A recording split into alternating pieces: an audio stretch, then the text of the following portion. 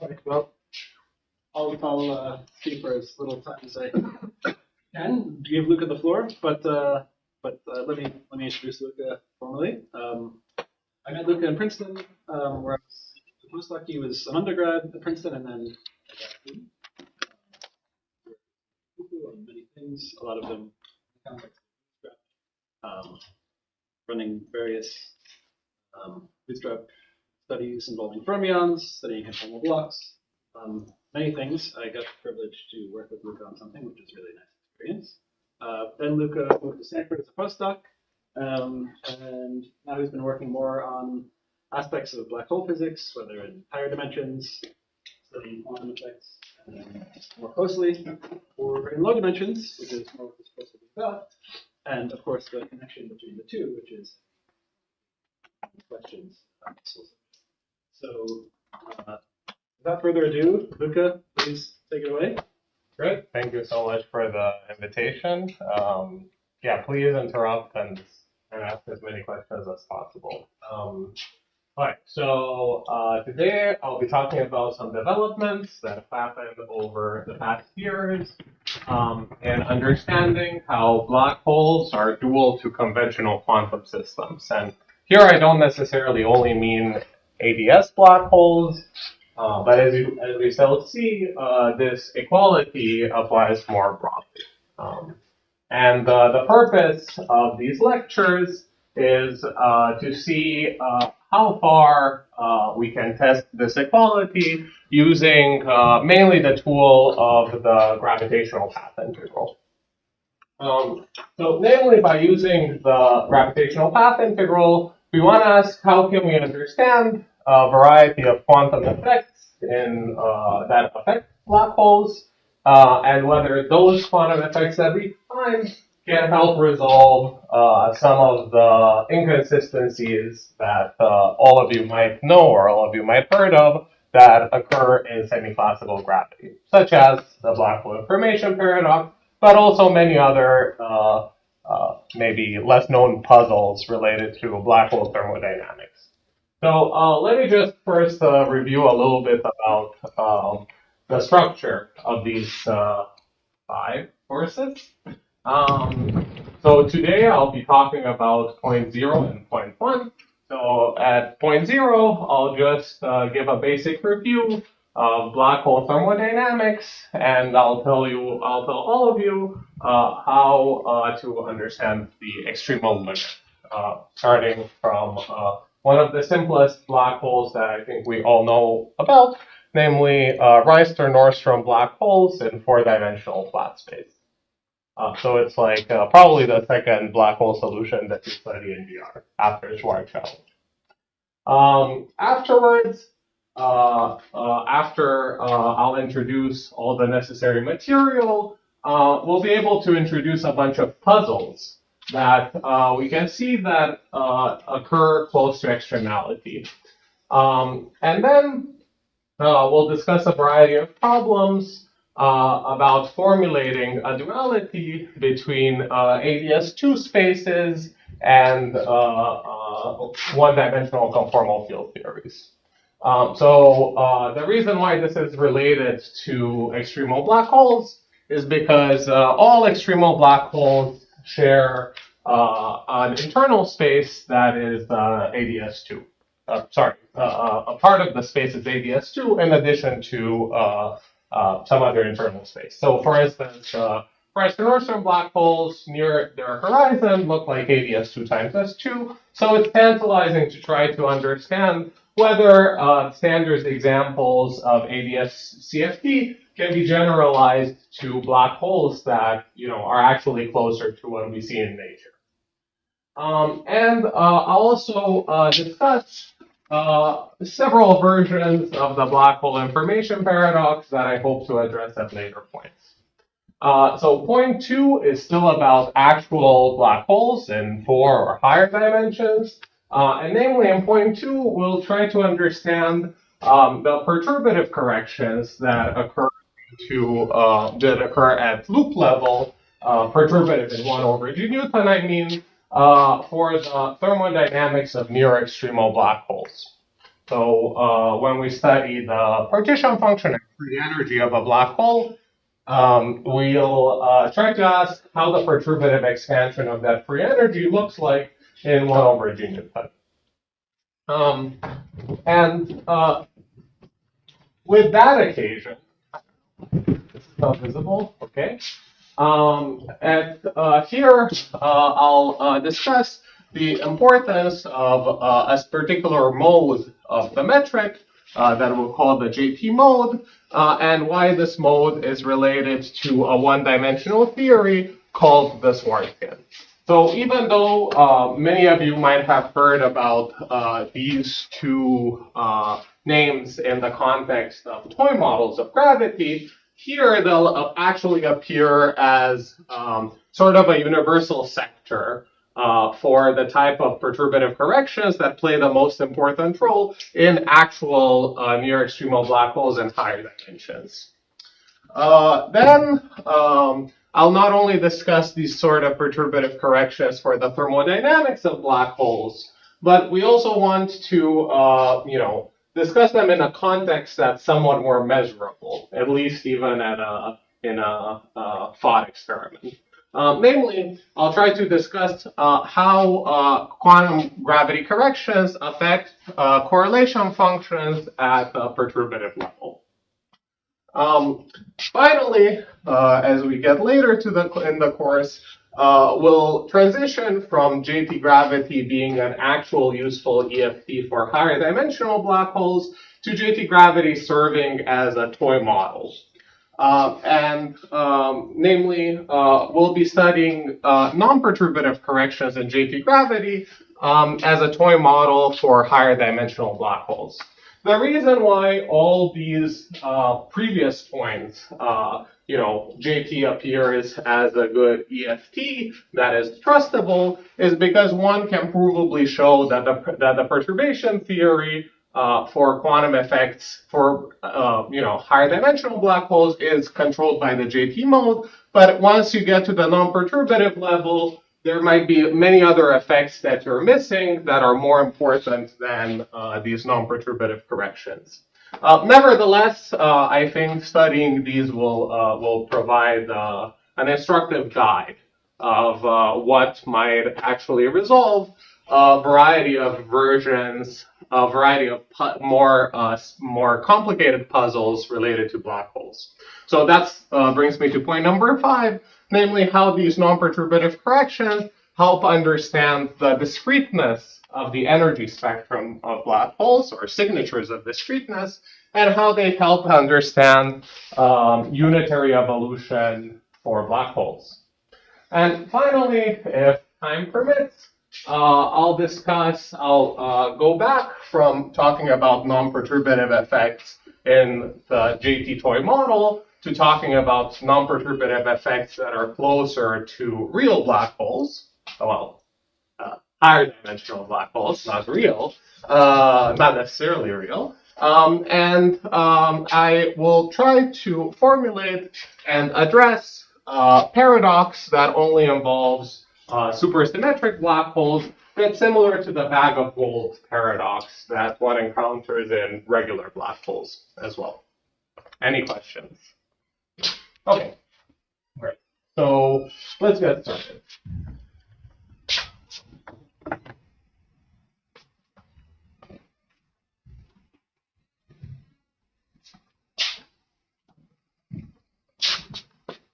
So the basic perspective from which I'll start discussing black hole thermodynamics is what's called, or what I'll call at least, the Gibbons-Hawking prescription.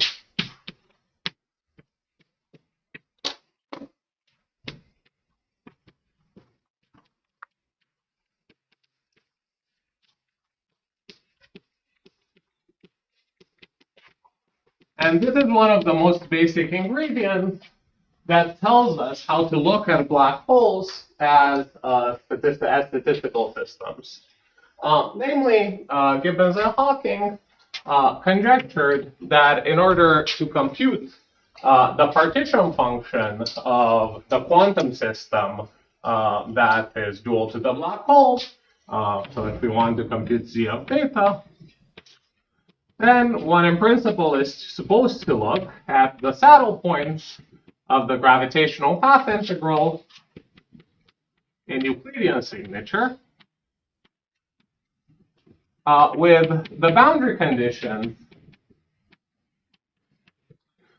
such that at infinity, your space-time looks like a circle of circumference theta times some internal manifold. So, for instance, for Reinstein-Nordström, the Reinstein-Nordström black holes that we'll be studying in 4 dimensions, this internal manifold is just our so the reason why this is a prescription is because, as we shall see shortly, in contrast to statistical mechanics, right? Whenever we want to compute the partition function, let's say of a quantum field theory, one would say that we follow the same prescription, right? We take the theory and put it on a circle times a manifold, and what the path integral on that type of topology computes is the partition function on states quantized on that manifold. The difference here is that, as we shall see, this time circle, Euclidean time circle that appears at infinity at the boundary of space-time, actually turns out to be contractible in many cases.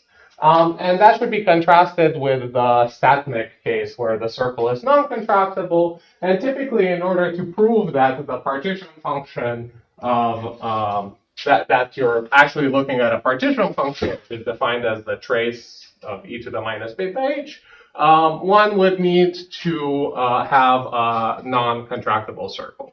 So that's why it's a prescription. But in some sense, it's one of the most basic ingredients that we have related to black hole thermodynamics, and you could say it's one of the basic facts about holography. When we use this prescription,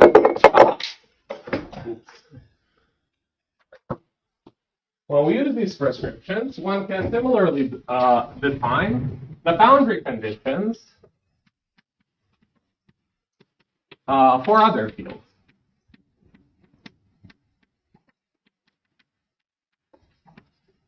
And depending on the boundary condition, that will fix what quantity exactly we're computing. So let me be concrete about this. Suppose that I'm studying gravity coupled to a bunch of gauge fields. Then if I have gauge fields, then the prescription is that if I fix the holonomy or the time component of the gauge field. Oh, sorry, I'll clean it afterwards. No, it's better to clean. Okay. Very quick. Okay. If I fix the gauge field at the asymptotic boundary, the component of the gauge field that's in the time direction, so along this circle, then that's equivalent to studying the partition function with fixed chemical potential,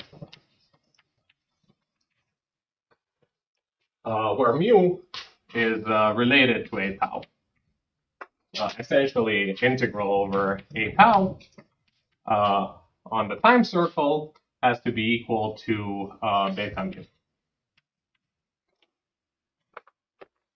If instead I want to take a trace over states that are in a fixed charge sector, one instead fixes the field strength.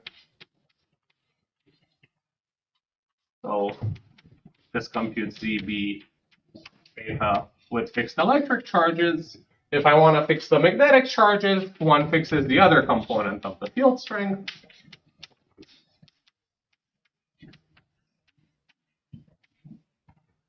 So depending on what I want to compute, I fix different boundary conditions, and depending on the boundary conditions, the boundary term in the action might slightly change. Similarly, Oh, and perhaps I should mention that one should always be careful to, in principle, sum over all possible saddles that satisfy these boundary conditions. And we'll see many examples in which multiple saddles do contribute. Sometimes even an infinite number of saddles contribute to the same partition function. In addition to that, one can also fix the angular velocity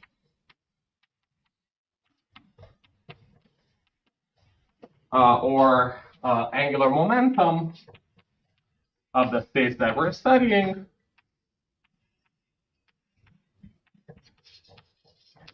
And that, roughly speaking, corresponds to fixing the g tau pi component of the metric all the way out at infinity. This, when we compute things with a fixed angular velocity, we expect that to morally be the same as computing trace of e to the 2 pi of e to the I beta omega e j times e to the minus beta h. Well, here, for instance, when I fix the chemical potential, this morally should be like computing trace of e to the minus beta mu q e to the minus beta. Okay, so let's consider a first example.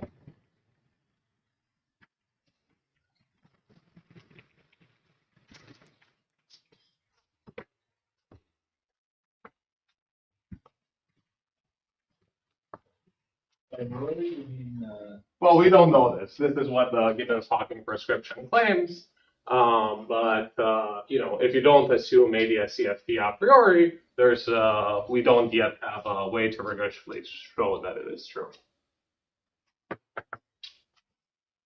So let's consider the simplest solution that can be extremal, namely the Reinster-Nordstrom solution.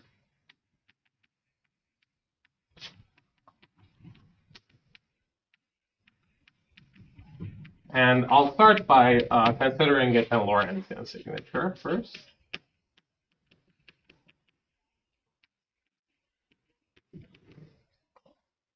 So as all of you might know, this is just given the Reinster-Nordstrom solution takes this form.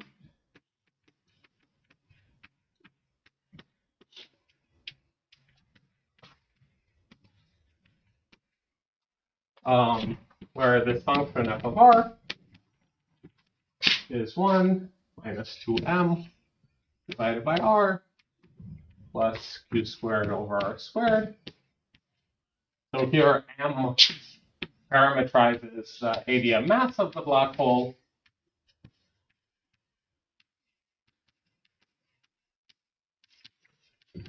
Q is the charge that I fixed through the boundary conditions all the way out at infinity by fixing the field strength. Charge of the black hole. And the way you can see that is that, in fact, the solution, when you write that solution, you also have to write the field strength, which takes a very simple form. It's just q over r squared. Such that if I integrate this electric field over a two-sphere at infinity, I see that my overall electric flux gives the total charge of the system. So go over S2. R goes to infinity. This is proportional of FR tau, FRT, proportional to Q. So this solution, as I'm sure many of you know, has two horizons.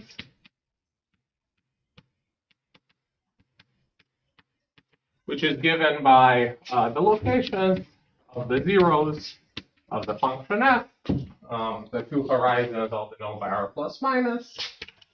And for these black holes, they just take the form m plus minus square root of m squared minus q squared, where the plus one is the outer horizon. So it's the horizon that you first encounter if you're an infalling observer from infinity.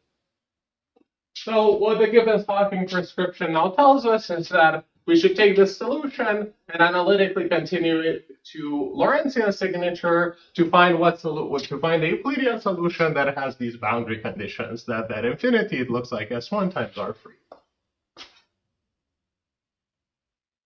So we'll do a weak rotation.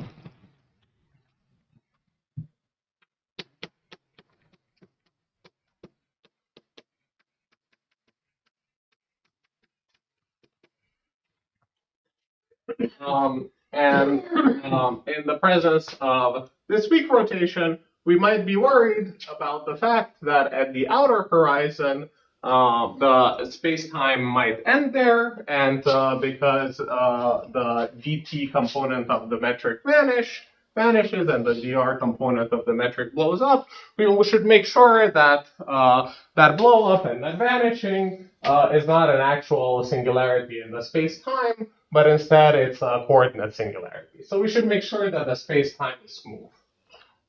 So to do that, we'll expand the function f at the outer horizon to analyze smoothness.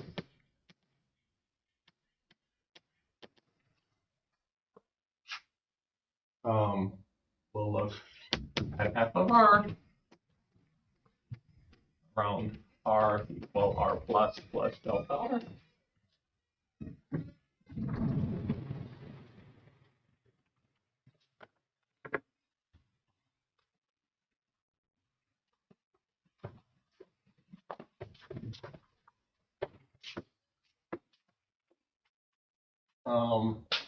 And the metric just becomes, if I just expand it to first order in delta r, f prime r plus delta r d tau squared plus d delta r squared divided by f prime r plus delta r plus the components that are part of the two-sphere in the transverse direction.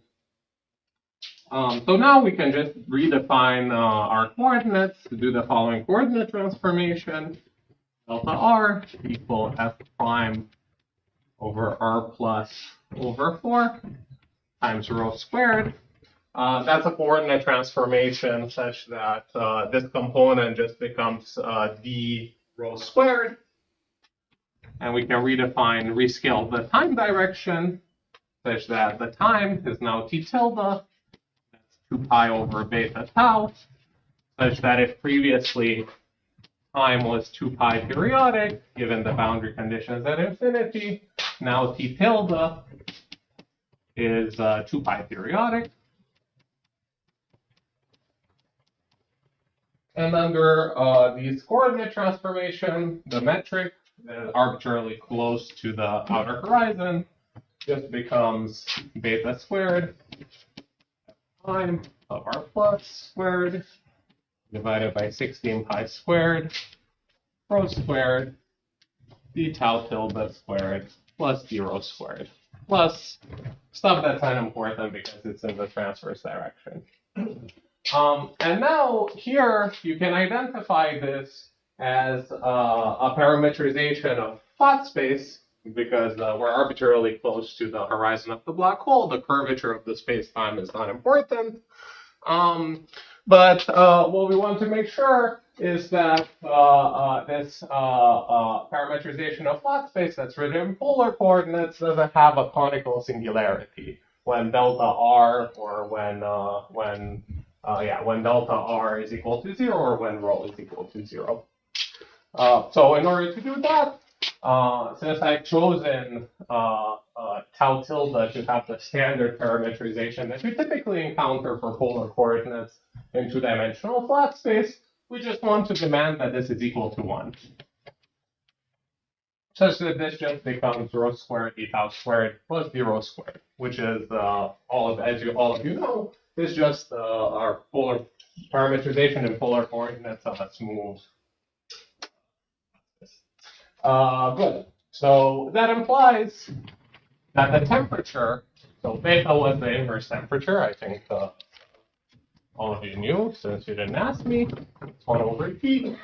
So this implies that the temperature is equal to F prime of R plus divided by 4 pi. So this is required in order for there to not be a conical singularity.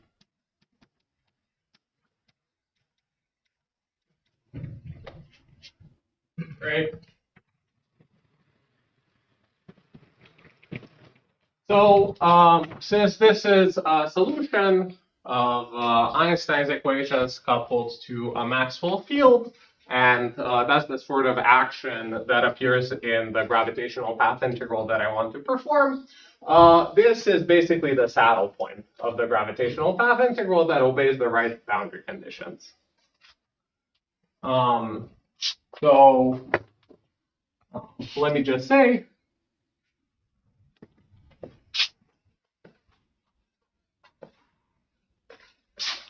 that for Reinstein-Nordstrom black holes,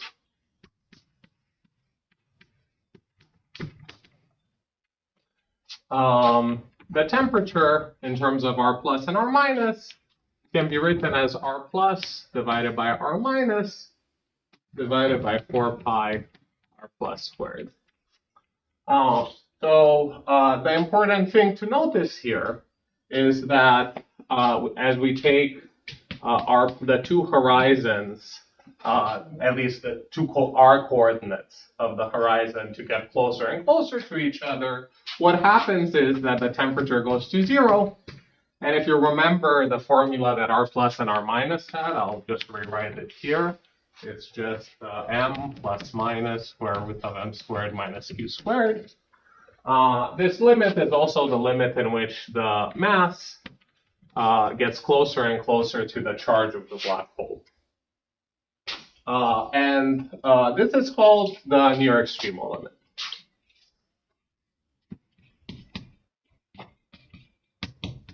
Now,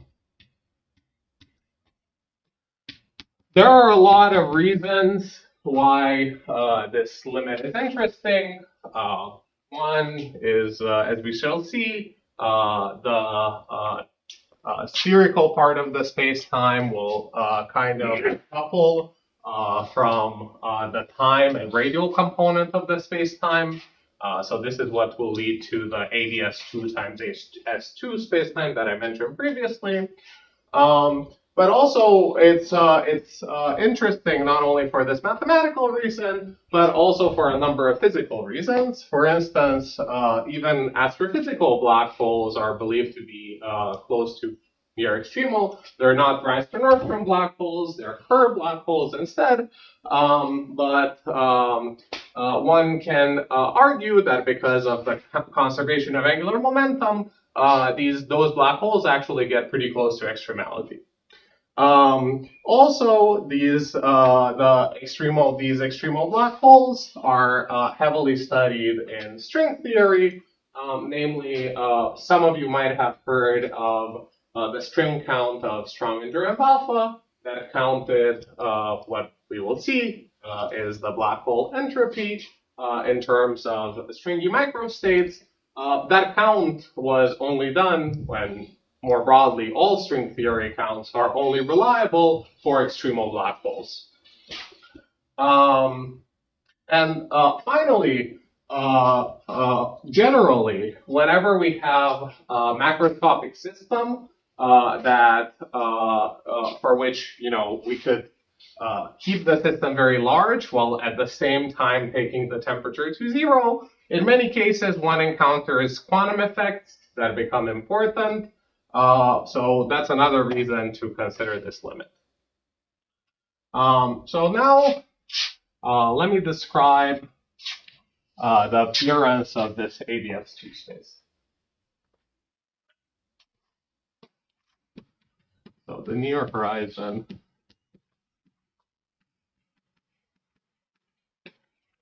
ADS2. So we can take the Reinstein-Nordstrom metric in this limit, where the difference between m and q is very small, so it's much smaller than one of the than either the charge or the mass. And one can rewrite, do a coordinate transformation to rewrite. Let me find the white chart.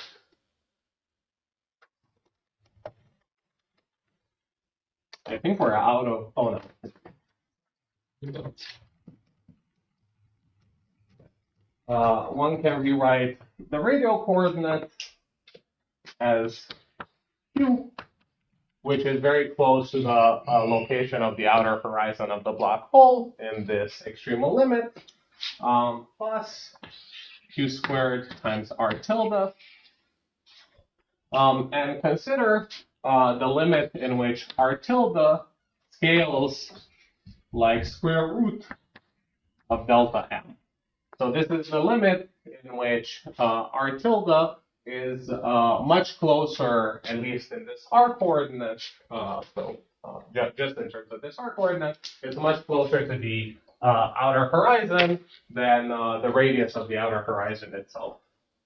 But again, one should be cautious because when we talk about closeness in terms of the r coordinates, it's a bit misleading to specify something.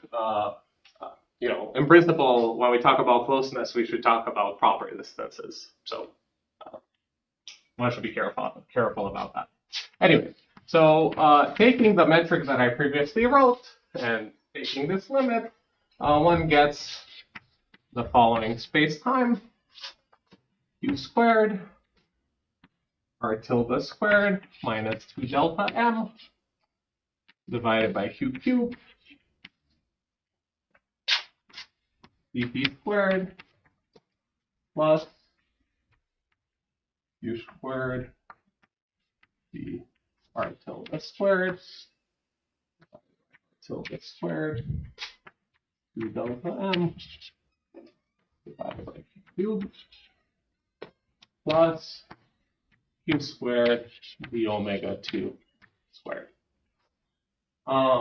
And now one can rescale all the distances, both in the time and radial direction. Sorry, this is a tau, by a factor of q, and one simply finds, moving this factor of q to the other side,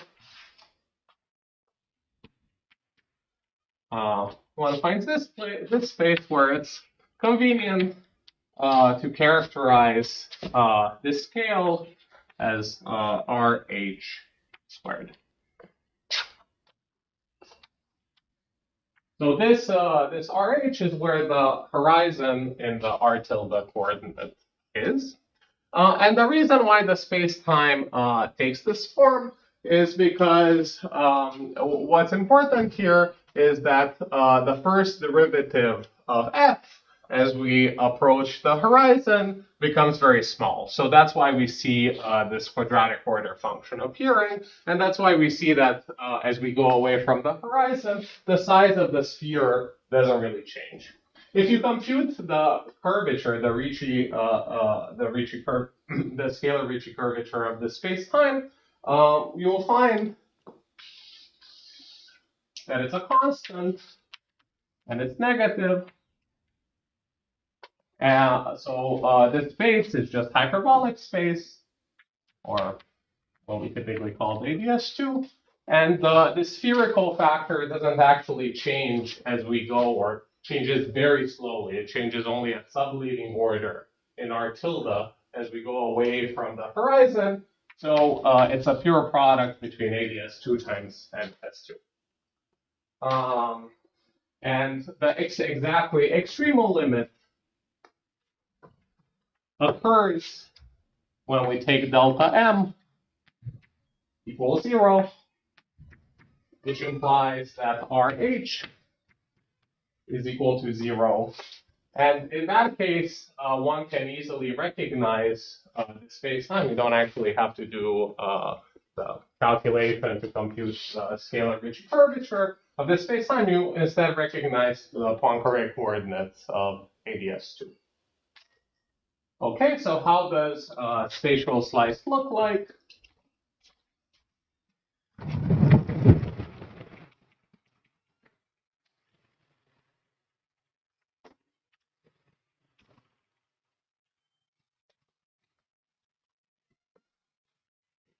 So as we get closer and closer to extremality, the proper distance from the horizon to an asymptotic observer becomes longer and longer, and the size of the sphere varies slower and slower as we go away from the horizon. So a good spatial representation that you should have in mind for these sorts of spacetimes is that if I look at a time slice, the space is asymptotically 4D flat at infinity, but there is a very long neck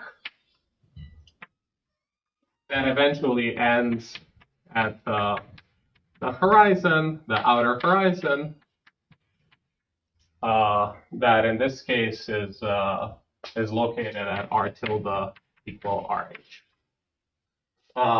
And the reason why I drew it this way is because this direction, these circles, roughly represent the sphere. And here we can see that as we move further and further away from the horizon, this is the r direction, the size of the sphere doesn't actually change.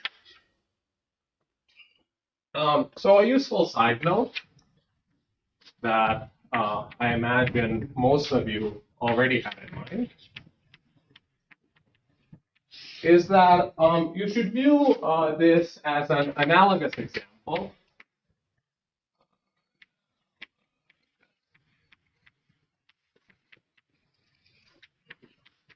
that we encounter in high-energy theory a lot for a stack of these three branes in 10D supergravity. So as most of you know, one starts with 10D supergravity in flat space.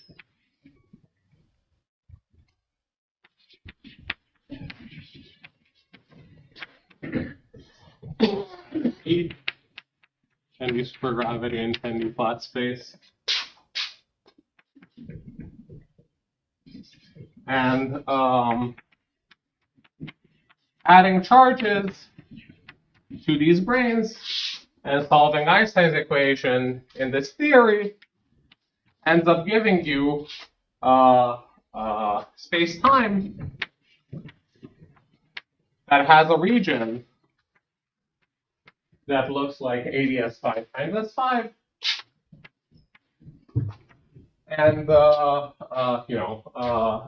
this ADS5 times S5 actually decouples from the part of the space-time that's asymptotically flat.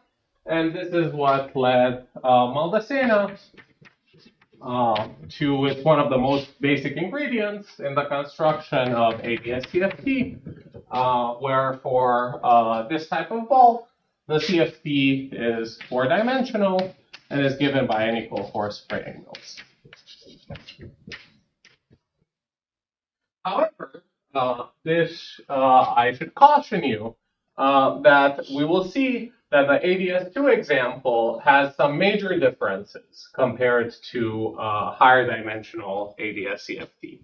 And namely, just to kind of get to the point, while in higher dimensional ADS-CFT, one can do a consistent approximation in which one keeps the size of the internal sphere to be a constant. In two-dimensional, in ADS2 times S2, or ADS2 times any other space, it turns out that keeping the size of these internal sphere to be a constant is not a very good physical approximation, and I'll explain why in a few minutes. What happens in other dimensions of ADS, like ADS3 or ADS4? You mean what happens to the black holes, or how do you get these? You always start either from 10D or 11D flat space supergravity. And regarding the comment that you made about the second space, the internal one. Yeah, so in all examples of ADS-CFT, the size of the internal space doesn't change, or it's not much affected by back reaction in the bulk. as you change as you travel along the radial direction in ADS. What will happen in ADS2 times some internal space is that we shall see that the size of the internal space will be very heavily affected by back reaction from any particle that you put in ADS2. So now let's finish up what Gibbons and Hawking told us. We found the saddle point solution, but to complete the analysis, one has to find the value of the action at the saddle point. That's what's called the on-shell action. Yeah. This analogy and the pitfalls of it. Yeah. I mean, you're talking about the sphere. There's also this issue that if you want the ADS factor to be global, if you want to consider a global ADS, I mean, getting that from a limited stack of brain. Right. Right. But yeah, well, as I said, I'll raise several distinctions between the higher dimensional examples and ADS2. So the on-shell action is obtained by just taking the previous solution that I wrote down for the metric and the field strength and plugging it into the Einstein-Maxwell action that's given by V4x square root of g r minus x squared plus a Gibbons-Hawking-York term plus an electromagnetic boundary term. So the reason I have a Gibbons-Hawking-York term and an electromagnetic boundary term is because my boundary conditions is that I fix the necessary components of the metric at infinity, and I also fix the field strength since I'm looking at a solution with fixed charges. And if you fix the boundary metric and the field strength, and you apply the variational principle to this bulk action, you'll find that you have to add two boundary terms in order for the variational principle to be self-consistent. The Gibbons-Hawking-York term is just 8 pi over g Newton.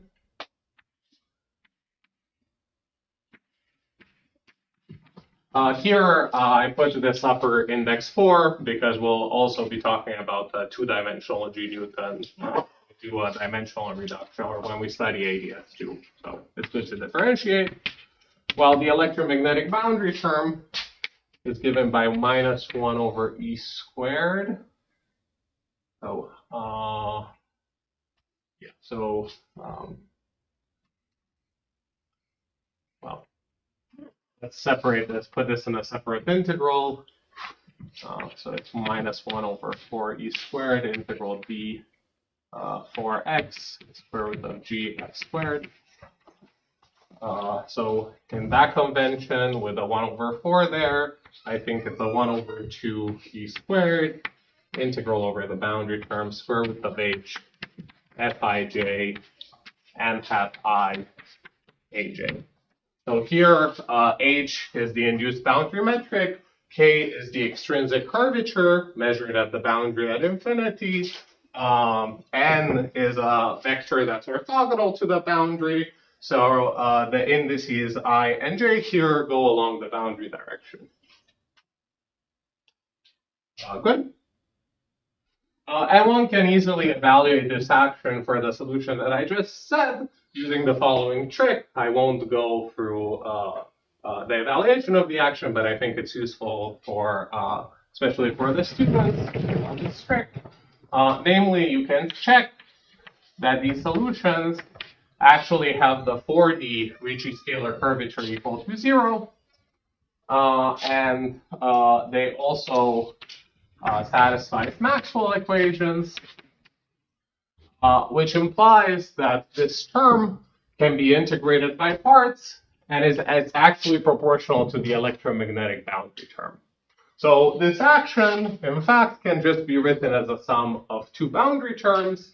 To evaluate the boundary terms, you just have to find the form of the gauge field that's a smooth gauge configuration in the bulk, and evaluate the extrinsic curvature on the boundary. Yeah.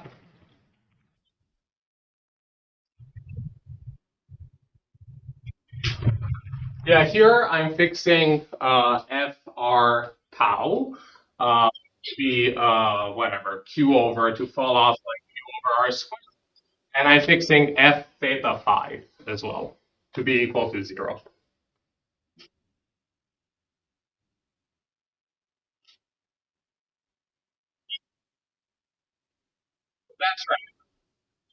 That's right. That's exactly right. If I would have fixed the gauge field, you can very easily check that if you put a Maxwell theory on a patch and look at the gauge field that, look at the boundary condition in which you fix the gauge field along the boundary, you can easily check that the variational principle is already well defined.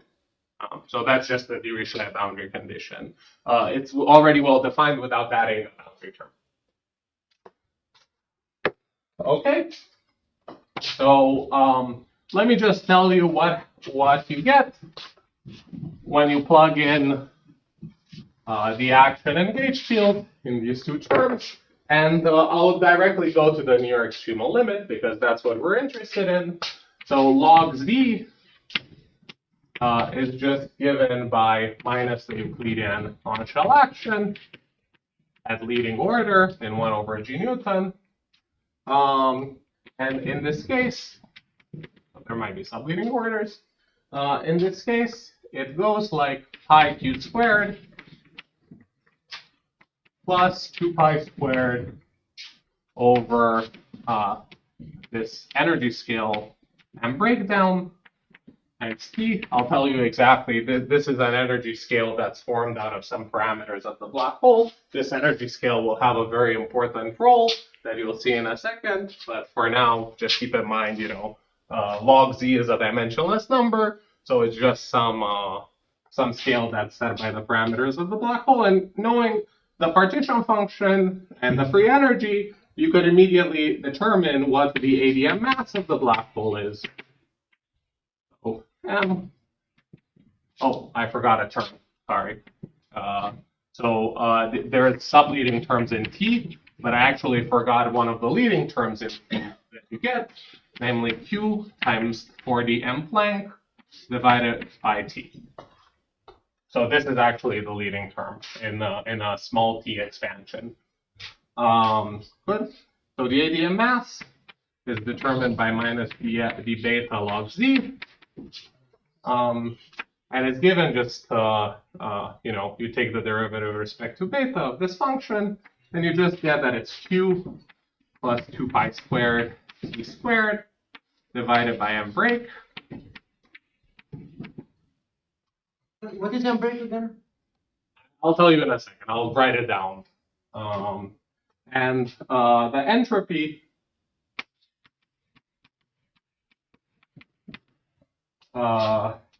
is just given by your standard StatMech formula.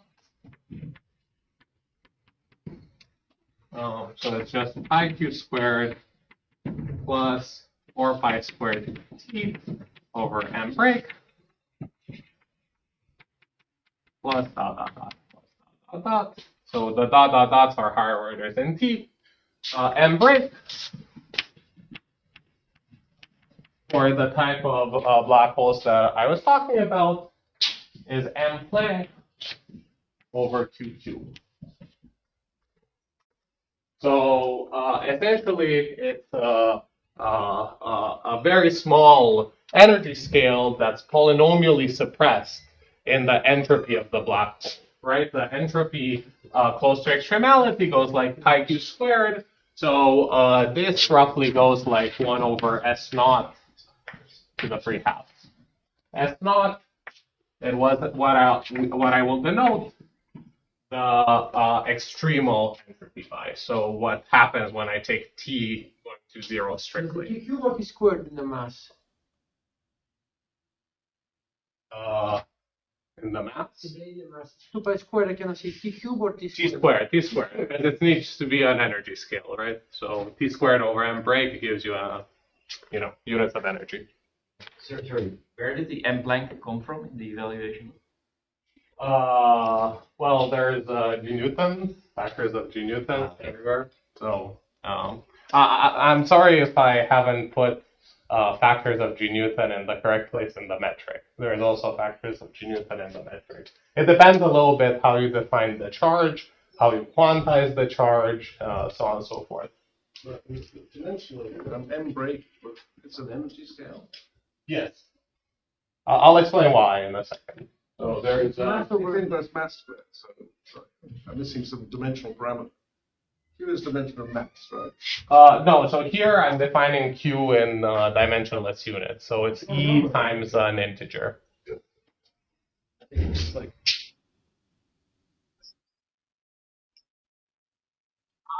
Yes. Sorry. Yes, it appeared here, but for some reason I didn't write it in the formula below. Thank you, Monica. Okay. Before I continue, let me make a comment so that the experts in the room, do not fall asleep. So let me tell you another interesting fact before I comment on these free quantities. Let me tell you another interesting fact about the Gibbons-Hawking prescription that will just emphasize how powerful this prescription actually is. So a side comment.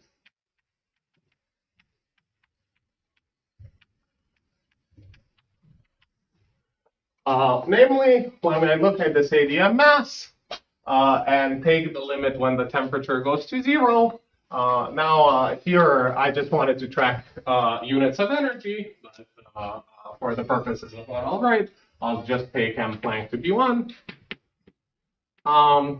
The black holes at extremality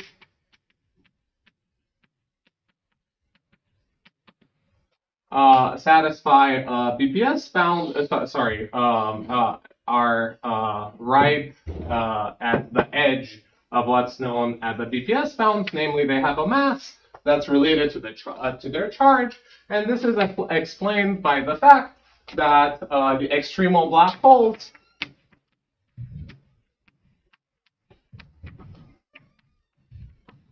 are supersymmetric. And what I mean by the fact that they're supersymmetric, when I say that a gravitational solution is supersymmetric, I simply mean that there are globally well-defined killing spinners on the geometry.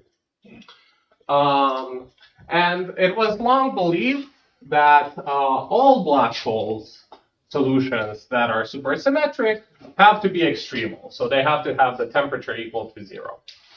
But that turns out not to be the case.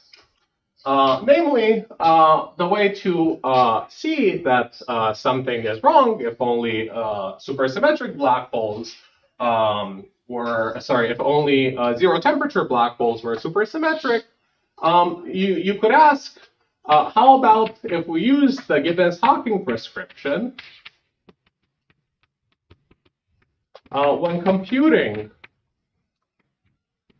some quantities that are protected?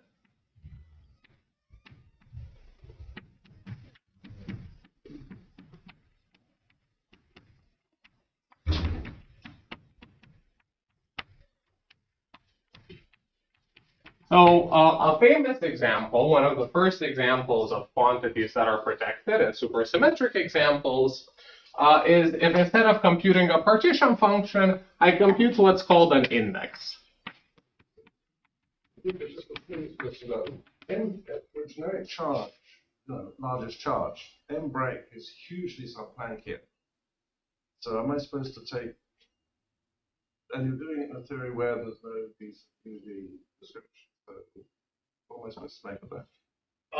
Right, but there's nothing, It's an energy deviation that's hugely sub-Planckian compared to the extremal energy, but it's not that these particular type of solutions that I'm talking about have have a blow up, a curvature blow up at any point, right?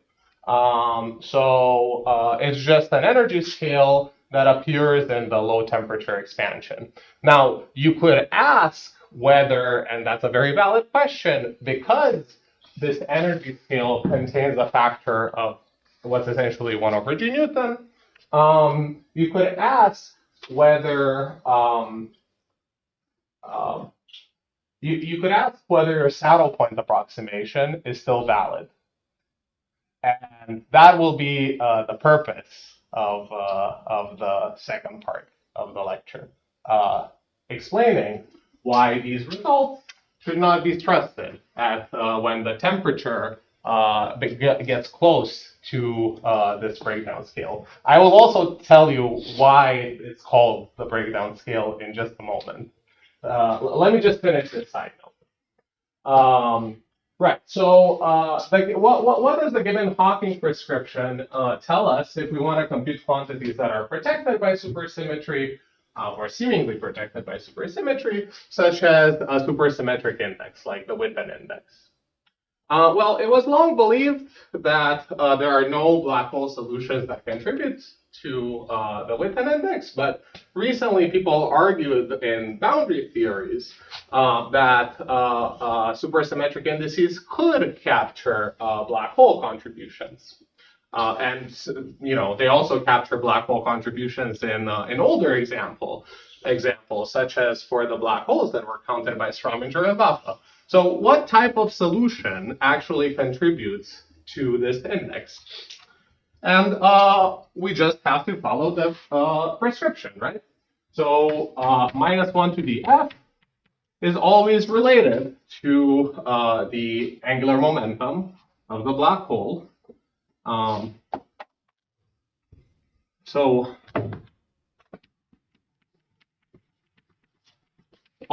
can always be rewritten as e to the 2 pi ij, where j is some component of the angular momentum. Sorry, before I do this, let me just say something that a lot of you probably already know, that if I compute this Witten index in a sector of fixed charge or fixed R charge, then in supersymmetric theories on, not gravitational theories, but in supersymmetric quantum mechanics or supersymmetric quantum field theories, the form of this index is very simple. It just captures the difference between the number of bosonic and fermionic states that have the same energy, namely the BPS energy that's determined by the charge whose trace I'm considering. All other states whose energy is not eBPS essentially have exactly the same degeneracy between bosonic and fermionic degrees of freedom, so this index cancels out. Good. So now let's go back to the gravitational side and see whether we can actually reproduce that result. As I said, -1 to the f can always be rewritten as e to the 2 pi ij, where j is half integer quantized. Great. And e to the 2 pi ij, if you look at the beginning of my lecture, is precisely like adding a chemical potential for the angular momentum. So what we should be doing is considering solutions that have a non-trivial angular velocity. So namely, they need to have a Euclidean angular velocity, that's I times the Lorentzian angular velocity, that's equal to 2 pi over beta. This is just such that beta times the angular velocity reproduces this factor of 2 pi over here. In early ADS-CFT papers, it was actually oftentimes said that there are no black hole solutions contributing to this index because seemingly, people always believed that the time circle was a contractible circle. This -1 to the f makes fermionic degrees of freedom periodic around that time circle. So if the circle is contractible, there's no manifold that has a smooth spin structure that admits those boundary conditions for the fermions.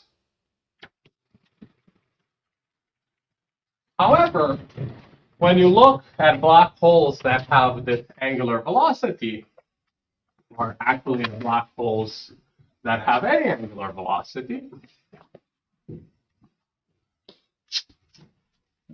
the time circle is actually non-contractible. This is just a fact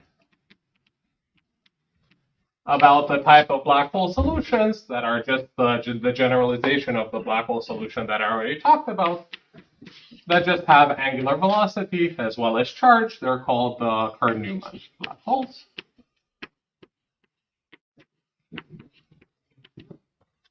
But there's a combination between the time circle and the circle that's in the direction perpendicular to the direction of the angular velocity that is contractible. And it's consistent to have fermionic fields be periodic around this time circle and anti-periodic around the time plus phi circle that is actually contractible. And what had not been observed in the literature, even though people knew about this Gibbons-Hawking prescription for a really long time, is that these Kerr-Newman black holes are actually supersymmetric for any value of beta, so for any temperature, as long as you keep the relation between angular velocity and temperature to be the one that I wrote here. And that's because they compute an index. So they're supersymmetric, and in fact, the fact that, meaning that they have a globally well-defined killing spinner on the entire, they're Euclidean solutions, because you see, they have real Euclidean angular velocity, but imaginary Lorentzian angular velocity. So they're a bit weird from the Lorentzian perspective, but in fact, if you go to Euclidean space, these metrics, they have entirely real metric in Euclidean signature. That's because Kerr black holes have the funny feature that when you weak rotate them, they actually become complex in Euclidean signature with real Lorentzian angular velocity. So this was sometimes called Kerr-Tau Bolt or something else. No, volt is a thin solution. Yeah, that's Euclidean. It's Euclidean. Kerr-Tau Bolt is a Euclidean solution with like But it's not kind of it's bolt. not- Yeah, okay. I'm not sure is the answer. This is just curve with some upshot and some volt. It's a Euclidean solution, so it's not just Kerr. Kerr-Tau Bolt is a Euclidean solution, so it might just. Yeah. Do these in Lorentzian, do these complex metrics like fit in with the recent lore that one should compute complex metrics or complex saddles to the gravitational? No, so the nice thing is that if you look at certain ADS black holes and do the same, you can always do the same trick regardless of whether you're in flat space or in asymptotically ADS space. Sometimes you do get complex metrics in Euclidean signature. Here you get a real metric in Euclidean signature. So there is supposedly no ambiguity whether we should consider that saddle in the path integral. Anyway, so just to finish, if you compute the action, the on-shell action for these types of solutions that were known for a really long time, you get an extremely simple expression. I don't know if you've ever looked at the action of a Kerr-Newman black hole, but they have a horrible expression in terms of charge and temperature and angular velocity.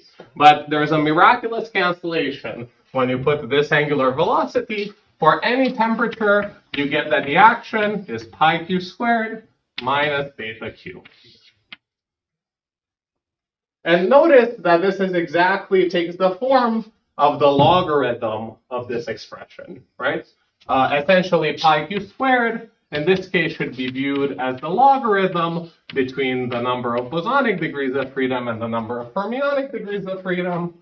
And Q is just the BPS mass.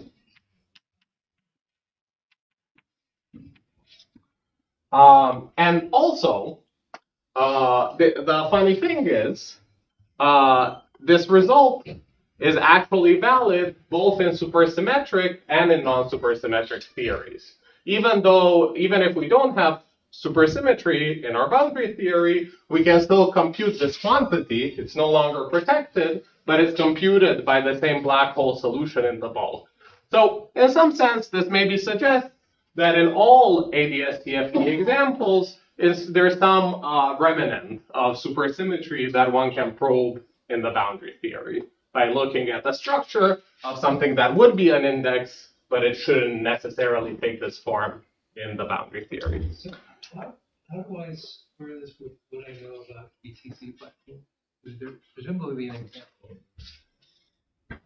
This works for BTC black holes as well. So you're saying there's some index that I can compute for non-extremal BTC?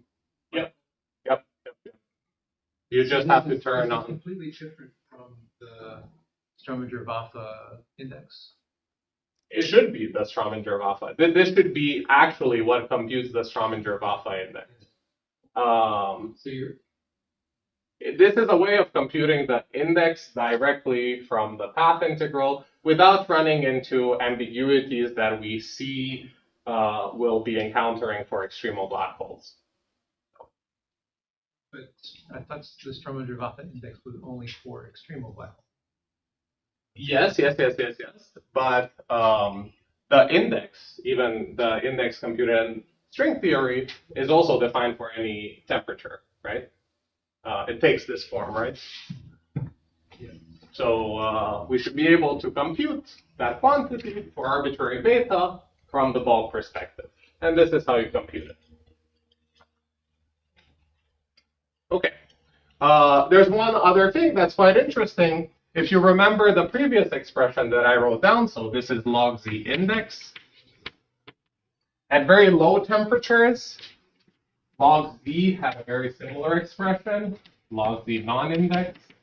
Also started by being minus beta Q plus pi Q squared plus something that depends on something that's linear in T. This can be viewed as a proof from the gravitational path integral that the black holes that you're considering are bosonic at leading order in 1 over G Newton. That's because log Z index is equal to log Z non-index. So the only possible way that would be is that the cancellation between the bosonic and fermionic degeneracy wouldn't be very big. Okay. Maybe let's take a break, since I will switch to going for the puzzles. You right?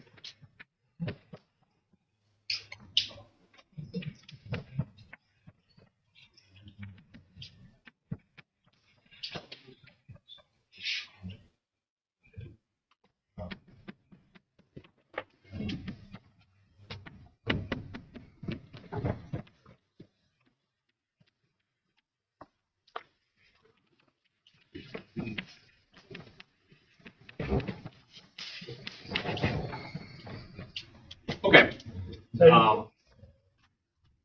So I'm starting again from the formula for the partition function, mass, and entropy that we had close to extremality. And I'm claiming that one of these formulas, this one, has a problem. So this is puzzle number 1. And it's not a problem that, but by the way, sorry that I thought that since these lectures are more informal, there is no need for references. But just in case, like this puzzle was brought up by Preskill and collaborators, Preskill, Trivetti, Wilczek, and I forgot who else, but in the mid-90s. Okay. So let's start by plotting this function. It's just a quadratic function. So this is the extremal mass. I'll call it M0, just like I called the extremal entropy S0. So let's plot M minus M0 as a function of t. It's a quadratic function. So what's the problem with this quadratic function? Well, technically, the semi-classical computation tells us that we're in a thermal ensemble. And these black holes have a finite temperature, so they radiate. They radiate Hawking radiation. And if you're in a thermal ensemble, you could do a calculation to see that the average energy of one Hawking quanta, so this is E Hawking, is actually proportional to the temperature itself. Which means that there's a point at which these two curves intersect. And this, the energy scale at which they intersect is precisely given by this M break that I defined earlier, that just appeared naturally when I did a low temperature expansion of the energy of a near extremal black hole. So in this plot, what should make you wonder is what could possibly happen in this region. You imagine that you have a black hole that has this mass. The semi-classical calculation would tell you that you would be radiating a photon or a massless particle that is actually energetic enough for the black hole to drastically change its mass, even by emitting a single unit of Hawking radiation, a single Hawking quanta. So something for the semi-classical calculation in this region of energies has to fail. And in fact, it should fail even above this energy scale, as long as you radiate a single Hawking quanta and your energy changes by an order 1 amount above extremality. I mean, the ratio between your initial energy and your final energy is order 1, then your basic assumption about being in equilibrium with a path that's all the way out at infinity, in principle, is wrong. So at some point, your calculation should nail down what's wrong. So essentially, what people claim, also in the 90s, in the context of string theory, was that at least above supersymmetric black holes, there is a gap. So there is a paper by Maldacena and Susskind and Maldacena and Strominger that does, well, what by now we should view kind of an unreliable stringy computation because it's done at weak coupling for a quantity that's not protected. But it estimates that supersymmetric black holes should have a gap above them that's roughly proportional to the breakdown scale. And above that, they have some density of states that they cannot estimate. But in principle, eventually, this density of states, so this is rho of E as a function of E, with this point on the axis being m naught. Eventually, at large energies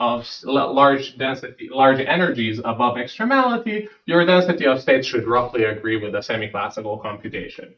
But more broadly, the question is, what happens in this region?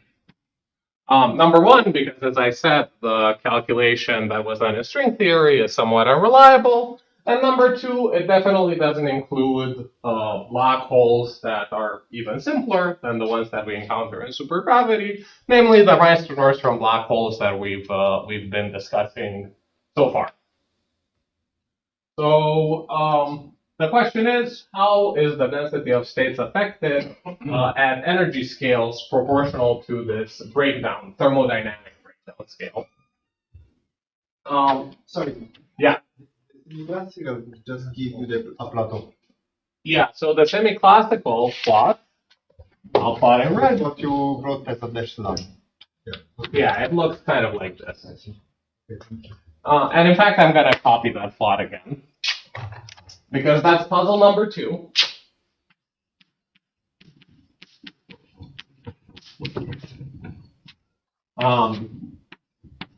Namely, if I trust the semi-classical calculation, let's say for the Reinster-Nordstrom black hole that's in flat space, just in Einstein-Maxwell theory, the plot would look like this. So it would suggest that the extremal entropy of the black hole, S naught, can be arbitrarily big. Here you can see that by making Q arbitrarily large, the black hole becomes bigger and bigger, and its extremal entropy just grows and grows. However, an entropy, an extremality, should measure a logarithm of the degeneracy of states. A logarithm of the degeneracy log d, where d is the degeneracy of the lowest energy state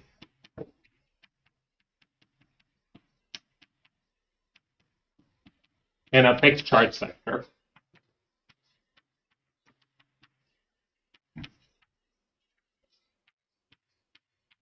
And if I were in IPhT-TV, or if I really believe that these black holes should be dual to a conventional quantum system, then there's really no reason for this degeneracy to exist for a non-supersymmetric black hole.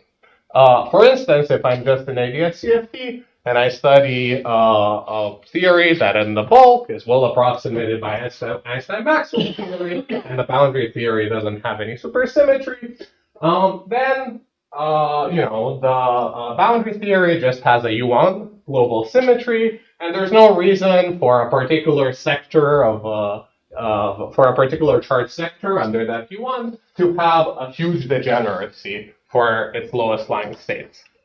So that again indicates that this result for the extremal entropy should somehow be wrong for non-supersymmetric black holes, but should be correct because we know from the count of Strominger and Baffa should be correct for supersymmetric black holes. Examples of counting with the black hole are counting for the non-extremal D2D6 bar, which is basically. Yeah, I'm not sure. I'm not an expert on that, but I'm not sure that string theory count is actually under control, right? Because it's again a weak coupling calculation. Yes, but you get the right entropy on both sides. So. You get the right entropy on both sides, but you also understand very well there's an ADS2 factor. So the supersymmetry is broken. If you look on the New Horizon, you have supersymmetry. It's just broken by going to flat space. The question is, I believe, the question is whether the count that they captured really captures the extremal degeneracy, or it captures the total number of states within some large energy window above extremality. No, it's still degenerate. Well, I'm not sure that there is evidence that the calculation actually does that. But maybe we can discuss afterwards. Because again, it's a weak coupling calculation that's extrapolated to strong coupling. Sure. So like that, of course, you can only say that the weak coupling calculation only works by supersymmetry, but that's kind of a circular statement because you are basically saying that I can only trust the weak coupling with supersymmetry, but it's a circular argument. Just because you cannot continue an index, just because you cannot use supersymmetry to extrapolate. Doesn't mean that the counting doesn't work. If you get the same result in the bulk and in the boundary, then right. But perhaps I'll explain why you don't get the same result in the bulk. Okay. So that will be a bit later. Good. So puzzle 3.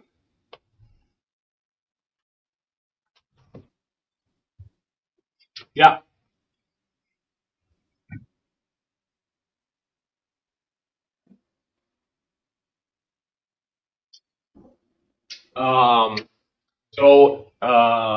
It turns out that they are not suppressed. Instead, the higher order terms could become dominant as t becomes smaller and smaller.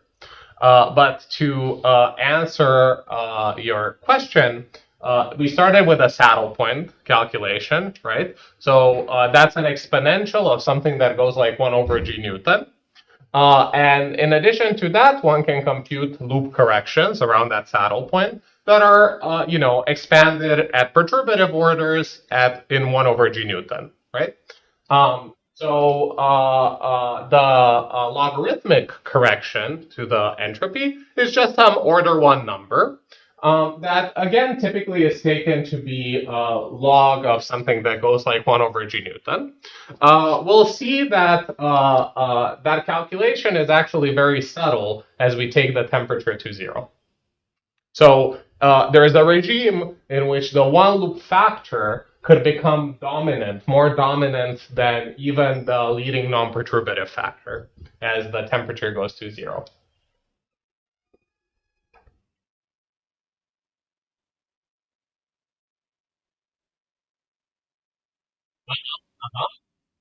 Yeah. Yes. If you just set the energy above the breaking scale, there's no puzzle that arises.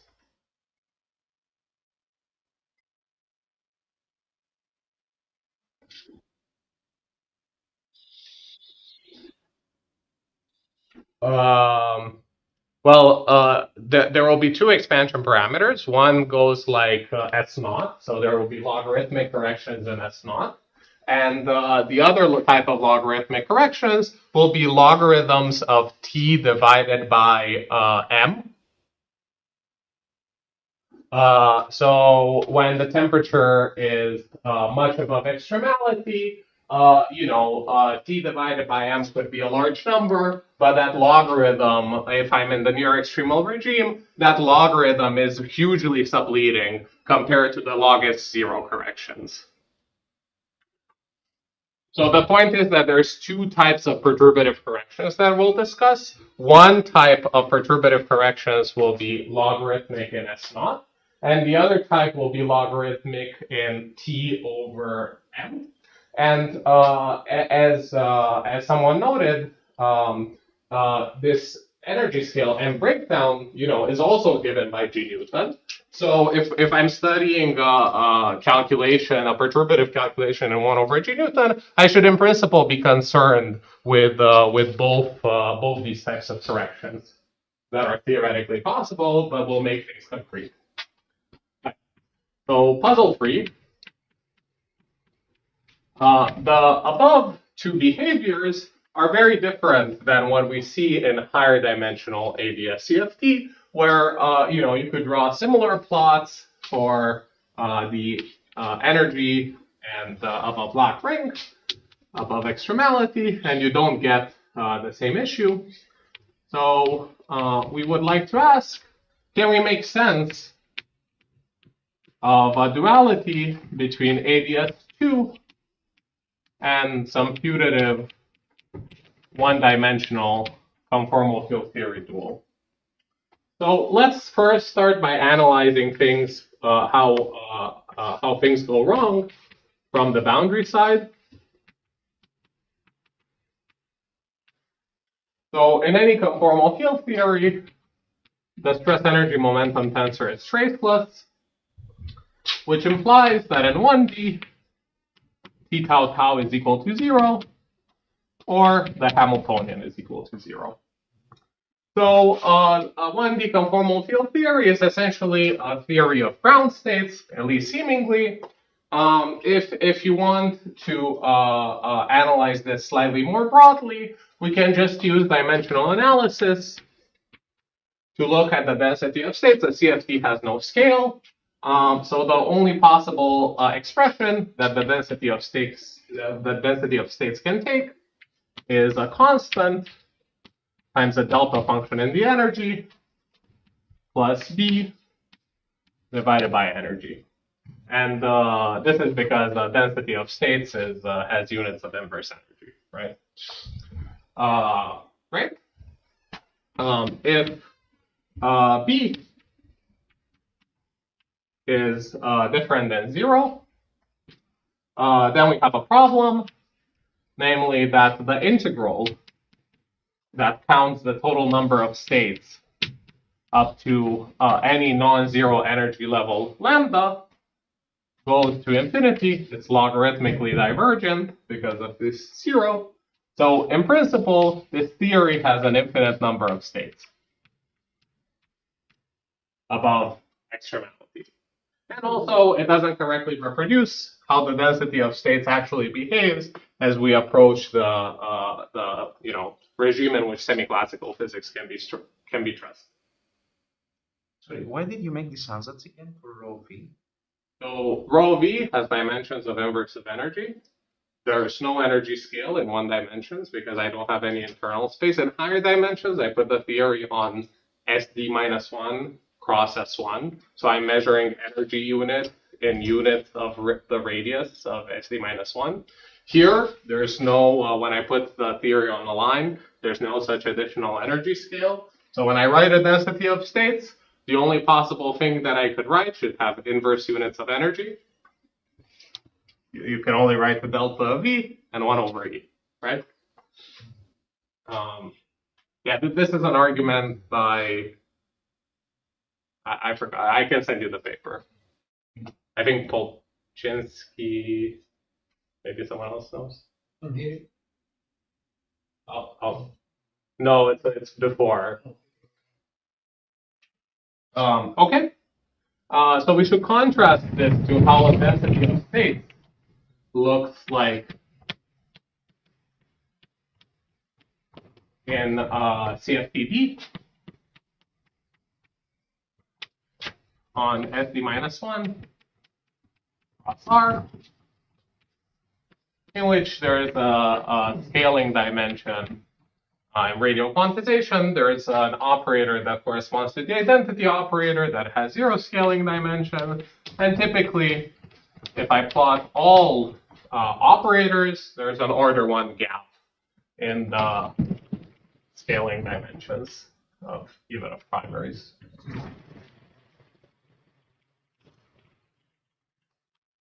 Okay, so now let's analyze this from the bulk perspective.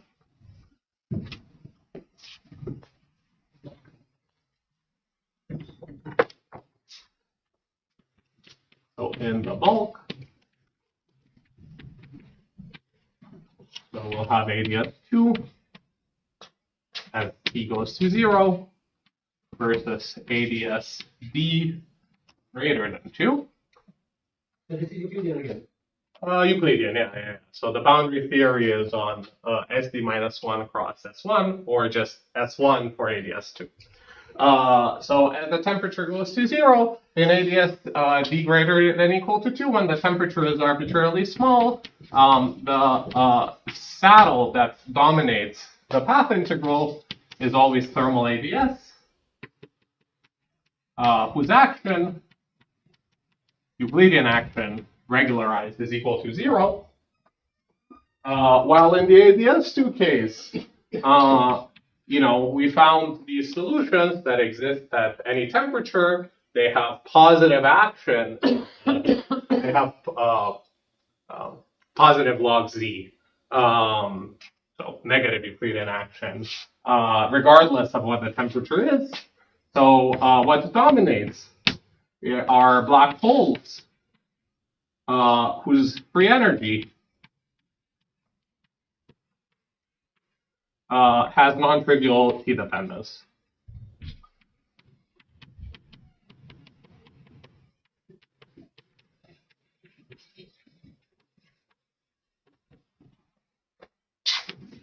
Okay, and now I can look at the excitations around these two solutions. For thermal ADS, the leading order excitations are just particles going around the thermal circle of thermal ADS, and that's precisely what gives this discrete spectrum of energies above the ground state. So particles traveling on S1.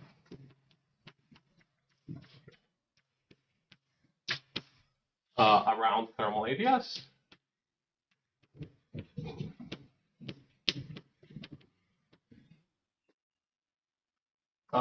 while here, whatever energy level I'm at, I could excite the black hole by an infinitesimal amount, seemingly, at least for the continuum density, the continuum of densities of states that I've seen. I can excite the black hole by an infinitesimal amount to get to a different black hole state. So leading excitations come from black holes whose spectrum is dense.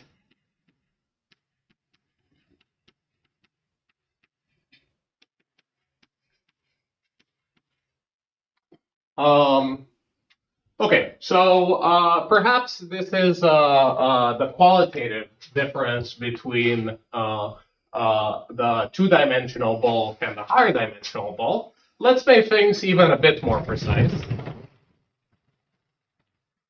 So let's try to follow exactly the same recipe, because that will also prove to be useful for later lectures. Let's try to follow exactly the same recipe that we use in ADS-CFT.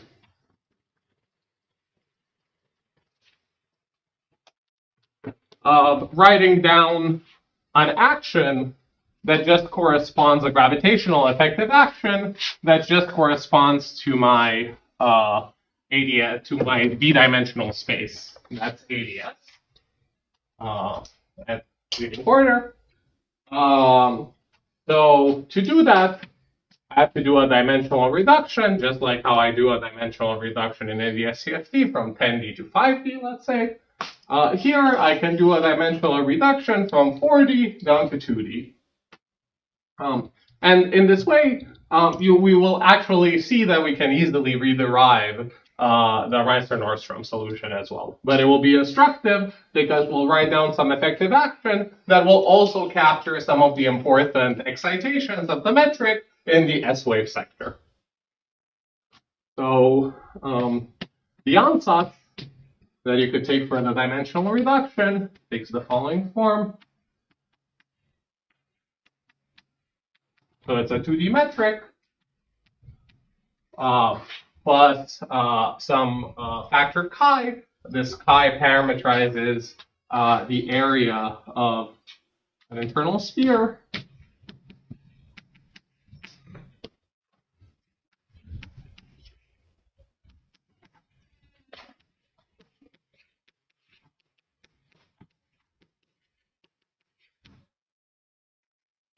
And the gauge field A, I could think about it as a gauge field whose gauge group is given by the isometry group of of the internal space. So, for instance, for the example that we just studied, this gauge group will either be SU2 or SO3, depending on whether I study only bosonic or both bosonic and fermionic black holes. And here, in principle, there are further possible corrections that I can include in my ansatz for the dimensional reductions that come from excitations of the metric that are not in the S-wave sector. Those excitations will be massive, and it will turn out that they're not very important for what I'm about to say. So, using this ansatz, one finds that the metric, the action that I wrote down, takes a very simple expression, just 1 over 4g Newton, d4d, d2x, square root of g, I r, plus u of chi. Plus these terms that correspond to massive fields in 2 dimensions that come from the non-S-wave sector.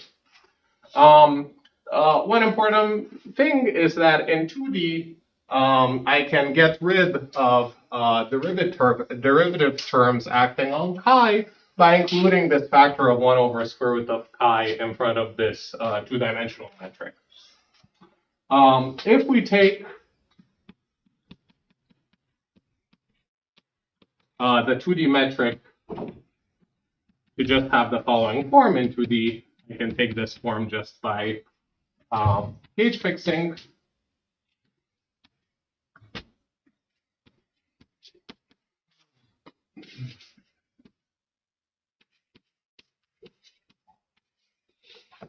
and I choose chi of r. R is just the coordinate in my two-dimensional space. I can choose chi of r to be an arbitrary function of r, and in particular, I can choose it to be r squared through a coordinate redefinition. Then the equation of motion that you get for when you vary the action with respect to this field chi that we'll call a dilaton is given by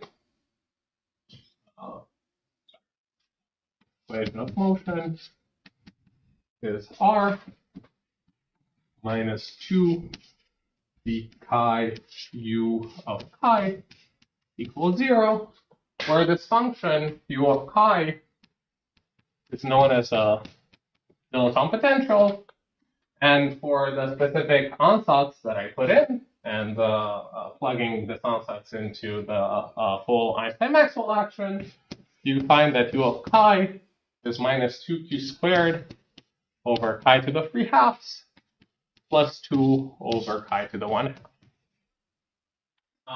So using this equation of motion and plugging in this 2D metric in R, you find this very simple solution for R.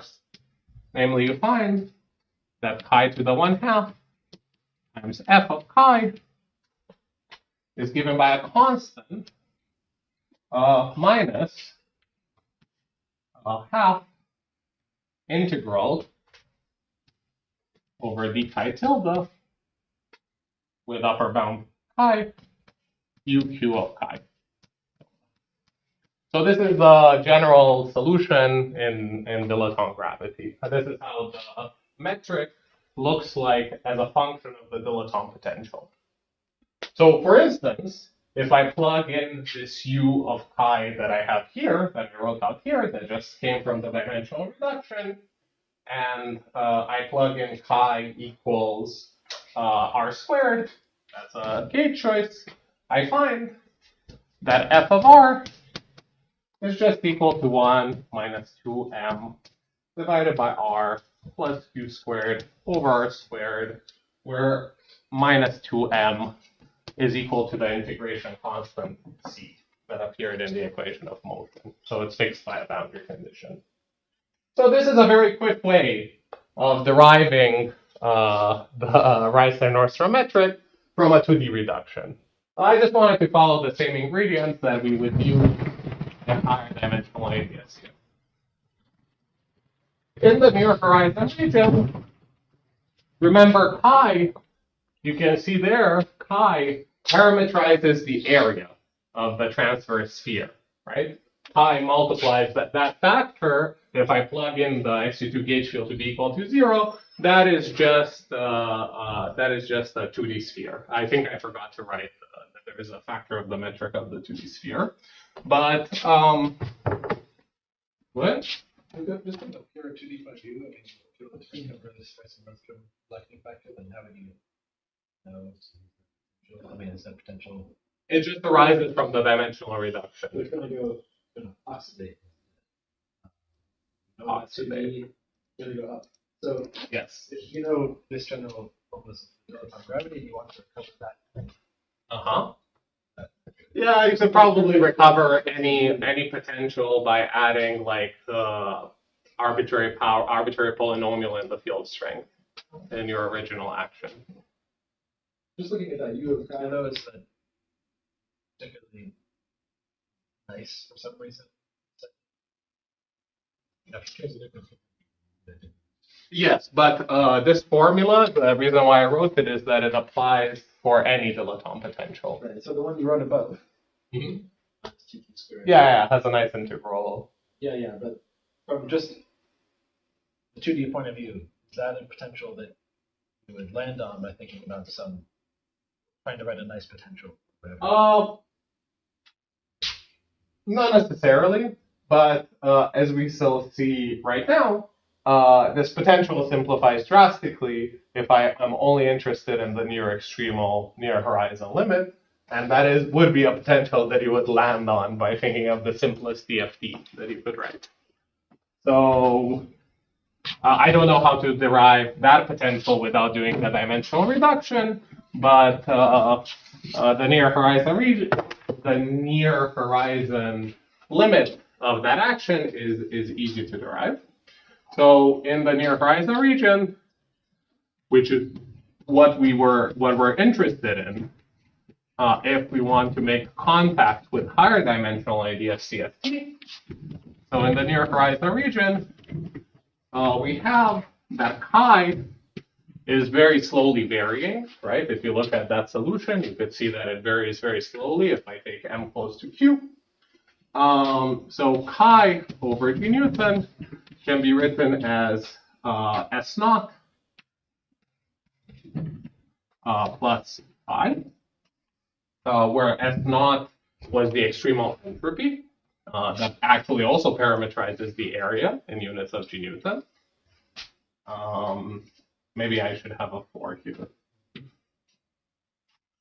Okay. I'm only in the near horizon region as long as the area, the change in the area of the transverse sphere, is much smaller than the area at extremality. So as long as phi is much smaller than S naught. So now I can just take this expansion of the dilaton close to the horizon, plug it into that action, and I find the following action in the near horizon region. This would be my action in ADS2.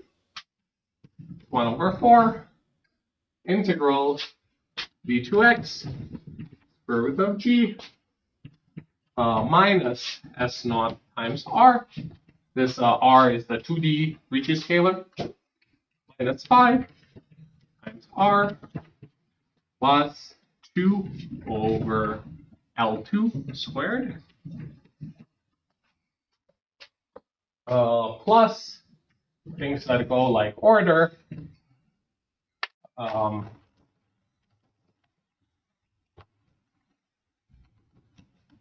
phi squared over phi naught. So they're expressed in the entropy of the black hole that can be taken to be arbitrarily large, where L2 is equal to R0, the radius of the horizon at extremality, which in turn is equal to the charge of the black hole. So this Q appeared because our dilaton potential, U of chi, was dependent on Q. Okay. So now I can just like I did here for the metric, I can again do the same here and try to solve the metric of the space-time. This is much simpler because phi is basically like a Lagrange multiplier now. So variations with respect to phi set r plus 2 over L2 squared to 0. And this is just an ADS2 patch, right? This is a 2D space with constant Ricci scalar, which is just ADS2. So let me just parameterize ADS2 in point coordinates. This minus 4 du dv divided by 1 minus u minus v squared, which is the same as minus dv squared plus dz squared over z squared.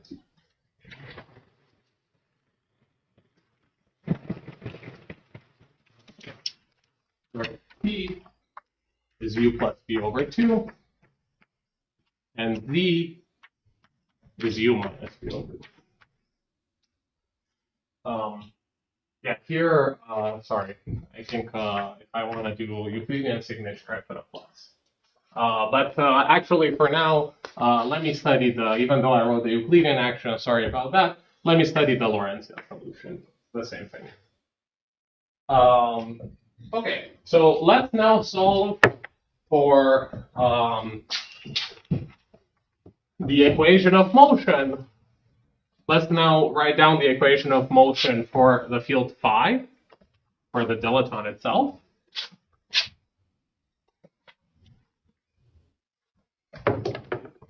The equation of motion, you do the variation with respect to the metric instead of the variation with respect to the dilaton, you get d mu d nu phi minus g mu nu nabla squared phi plus g mu nu phi equals 0. And now we can plug in the form of the metric that I wrote earlier, the one over there.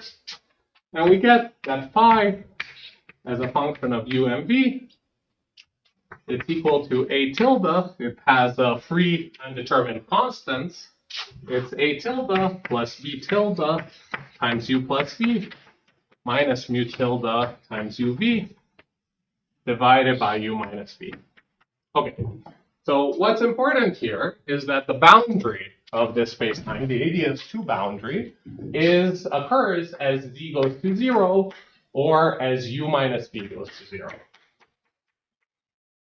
So what we see here is that whatever constants I keep non-zero, this dilaton will always blow up as I approach the boundary of ADS2. And this is different than the boundary conditions that you typically find either for the dilaton field or a scalar field in higher dimensional ADS. So now, if I don't want it to blow up, the only option would be to make a tilde, b tilde, and mu tilde to be all equal to 0. So fine, I obtain, if they're all equal to 0, what this physically means is that chi is a constant, right? So essentially, that's the fully extremal case. The radius of the S2 never varies at all as I move along the ADS2 radial direction. But let's see what happens if I really do that. Let's see what happens.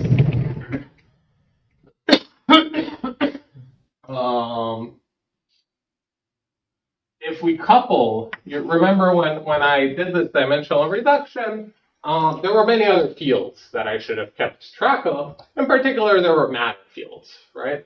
So let's see what happens if, let's say, I had some matter field that was massless. Let's say I have a 2D CFT coupled to this gravitational theory. At leading order, the 2D CFT, or the massless degrees of freedom, would only couple to the metric and not to the dilaton phi itself. At leading order, they have I can do the same expansion as I did before at large S naught, with S naught much bigger than phi. And the leading order coupling will only depend on S naught and not on phi. It turns out that this equation just gets modified in such a case. It just receives a contribution from the stress energy momentum tensor of the matter field that I coupled the theory to. Good.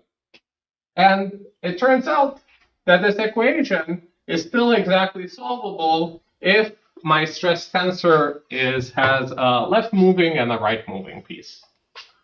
So I have stress tensor components, TUU that only depend on U, and TVV that only depend on V. Then the solution is that the dilaton still takes this form. But in addition to this, it has a contribution that goes like 8 pi g Newton divided by u minus v times e pi plus minus I minus plus and I minus are integrals of the different components of the stress energy tensor.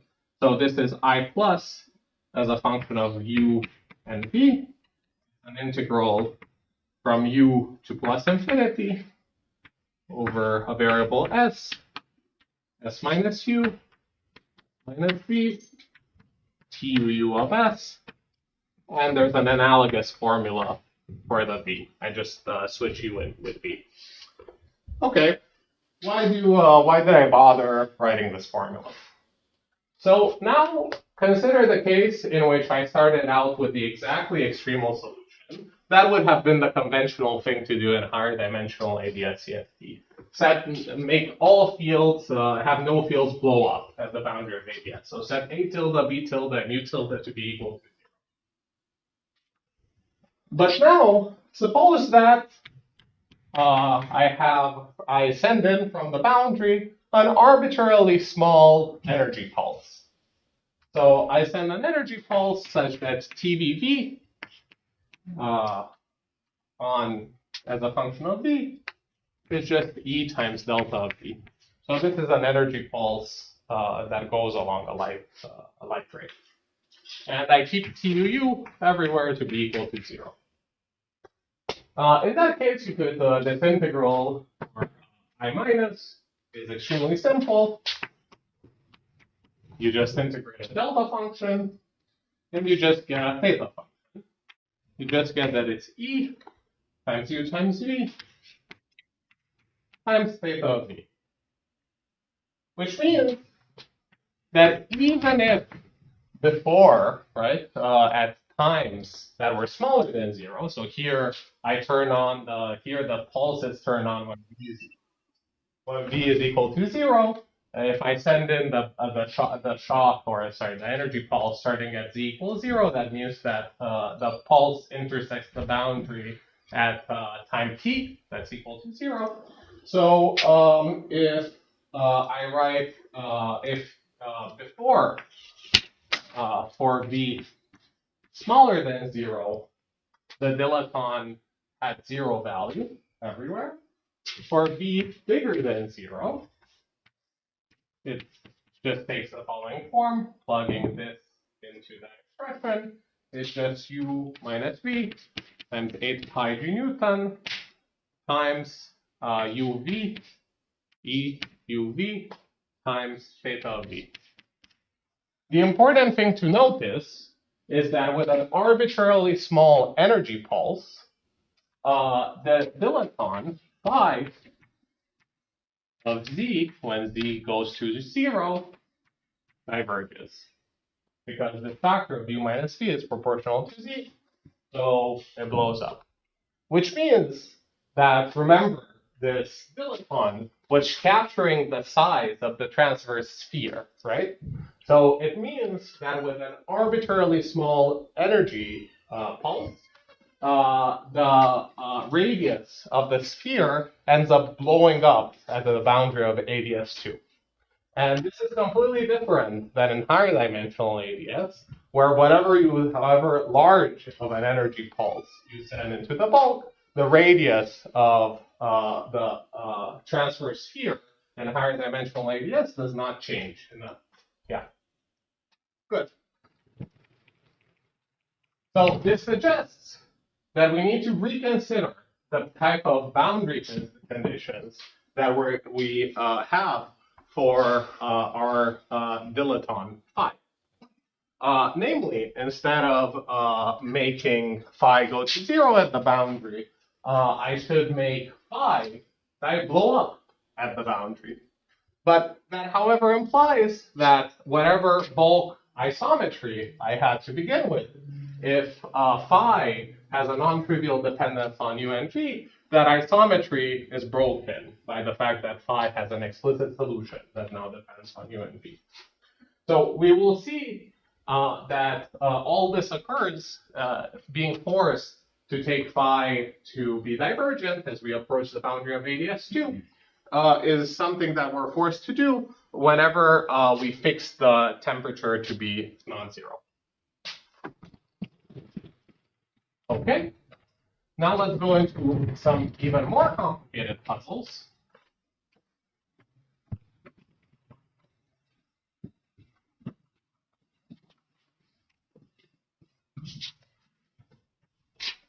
So puzzle 4.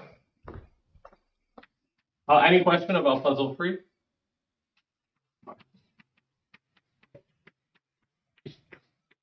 Okay. Puzzle 4 is that, we looked at you can look at the density of states by taking the Laplace transform of the function that I wrote previously. And if you do that, you'll find that the density of states that you get is not a sum over a discrete set of energies. Instead, it's some smooth function of the energy. So unlike a conventional quantum mechanics, or a conventional quantum system that has a discrete spectrum, seemingly the gravitational calculation gives us density of states that has a continuous spectrum. Now, of course, the calculation is not completely trustworthy because we haven't accounted for the perturbative and non-perturbative corrections around the leading saddle. So maybe we shouldn't expect to get a continuous density of states. But still, I think it's a sensible question to ask. What are the type of corrections that might give rise to this discreteness? In order to answer that, we should have some sort of observable that probes this discreteness. And maybe we don't want to actually reproduce that rho of v is an exact sum over delta functions. Maybe that's too much to ask for from the gravitational path integral. We should instead look at some coarse-grained observable that gives us a signature that rho of v actually is a sum over discrete energies. And one such signature is what's known as the spectral form factor. So the spectral form factor is simply the following. You take your partition function, that was as a function of beta, and you analytically continue beta to the complex term. So you consider z of beta plus it, and then you take the absolute value squared of this quantity. Now, in a generic quantum system, here I'll need 3 colors, the spectral form factor initially is smooth and decaying. Here, okay, I'm not putting, so this is as a function of t. I'm not going to put the actual numbers on the axis, but you should think about both directions of this plot as being logarithmic. So it initially smoothly decays, after which there is a lot of noise coming from the various differences between different consecutive energy levels that occur. But there's an overall pattern to this noise, namely the spectral form factor decays to a minimum, after which it starts growing erratically up to the point where it reaches erratic oscillations whose peaks don't move too much anymore. They're just, if I plot the mean of this function by averaging over a time window that is much bigger than the frequency of this, than the wavelength of these oscillations, then it would look like this. So this is something that is true in any the fact that the spectral form factor plateaus if I average over bigger and bigger energy windows is in fact something that's true in any quantum system. But the fact that it has this specific shape depends on whether or not the quantum system that you're studying is integrable or chaotic. So here, the spectral form factor that I've plotted would be for a chaotic system. Now, if I just take the partition function that I wrote down and naively analytically continue it, I could do that, right? It was just a function of the temperature, so I could analytically continue that answer to the complex plane and compute this quantity. You just find that the spectral form factor initially is very close to what it would look like in a conventional quantum system. It decays.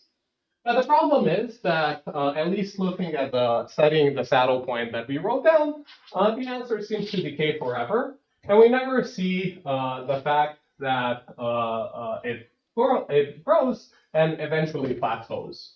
And if you actually look where the plateau is coming from, by writing the expression of the spectral form factor as a function of energies, namely, it's just a sum over 2 energies, e to the minus beta ei plus ej, e to the it ei minus ej. The plateau occurs precisely because there can be discrete energy levels whose oscillations are erratic at very large times. So when I average over some significant time window, essentially what I'm left with are contributions from energies where EI is equal to EJ. So at very late times, plus averaging,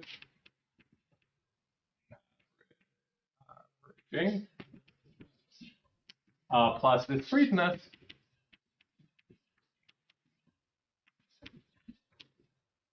this would be a sum over E,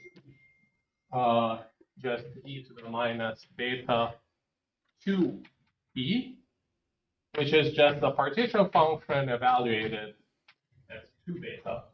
So the energy, the value of this plateau, the existence of the plateau is a signature of discreteness, and its value is just predicted by the partition function itself. The question is whether we can actually reproduce this feature from a gravitational calculation. This form that the spectral form factor takes is related to a formulation of the black hole information paradox that Maldacena came up with for the case of eternal black holes. So eternal black holes are black holes that don't evaporate, they don't change their mass as a function of time. And we can prepare such eternal black hole states by preparing a state called the thermal field double state. So in higher D, we prepare the thermal field double state by evolving along an open by performing the Euclidean path integral along an open interval of length beta over 2. From the field theory perspective, or from the perspective of a quantum system, performing such a path integral should prepare a state that takes the following form.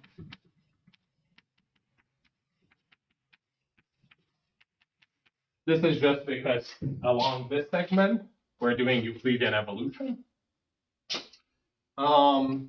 And from the bulk perspective, what captures the geometry that fills in these two boundaries is the Euclidean black hole solution that we were writing before. That kind of unites the two sides. So, and from the gravitational point of view, this state, we can call it the Hartle-Hawking state. And we will even be discussing this state quite a lot in ADS2. Good. So the paradox that Quan came up with, or the tension that he observed, is that when you analytically continue this geometry, you get the Penrose diagram of an eternal black hole. So you prepare this thermal field double state, and what you obtain when you analytically continue to Lorentzian geometries, you get a two-sided black hole. It makes sense because here we're studying two-sided states that just keeps evolving up to the point where it reaches a singularity at infinite time. Good. So what we can study in this setup is the insertion of two observables, two operators. One operator, let's say the one on the left side, will vary in time. And the one on the right side will keep always at t equals 0. Here, time is measured with respect to the point where Lorentzian evolution started. Good. So if I want to compute the gravitational path integral that computes this inner product, so this would be a state that prepares a Bra, and I can consider a ket. That's again the thermal field double state, or this Hartle-Hawking state, gravity. Then what this would actually be computing is the inner product between the thermal field double state, an operator inserted on the left at time t, an operator inserted on the right at time 0, and again the thermal field double states.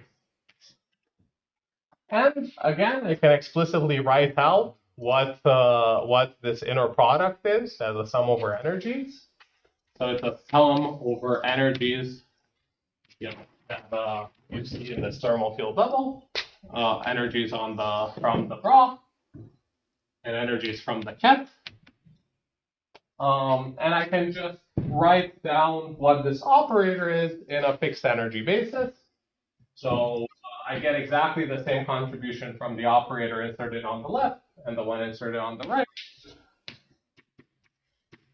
Namely, get OE prime squared e to the minus beta over 2 e plus e prime e to the I t e minus e prime. And to normalize this, I should put an inner product between the thermal field double and itself. If you take the inner product between this theta and itself and keep the energies EI to be normalized with unit 1, then you should normalize this inner product by the partition function itself. That's not very important. Good. So how should this function behave? Well, the same argument that we made for the spectral form factor also applies here. At very late times, if I average over an energy window, we expect energy differences to kind of be erratic. So when I take an average over T, different energies, if I take E different than E prime and take an average over T, for different E different than E prime, that averages to 0. And it only gives a non-zero answer when E is equal to E prime. So at late times, I expect a plateau.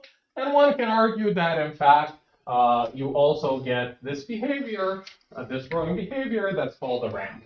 So the spectral form factor and the 2-point function essentially follow very similar behaviors in time. So I'll put this 2-point function, the shorthand for this 2-point function is just O left or right t. Now, why is this a problem? Well, let's look at how the 2-point function for, let's say, a pretty massive field behaves on this background. So I can estimate the 2-point function by using the geodesic approximation. So I'm looking at geodesics between the left and right side, changing the time of the left operator.